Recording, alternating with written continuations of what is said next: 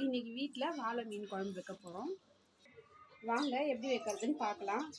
வெங்காயம் கட் பண்ணி வச்சுருக்கேன், கருவேப்பிலை, பூண்டு 1-2 தட்டி வச்சுருக்கேன், தக்காளி 4 தக்காளி எடுத்து பேஸ்ட்டாக அரைச்சி வச்சுருக்கேன்.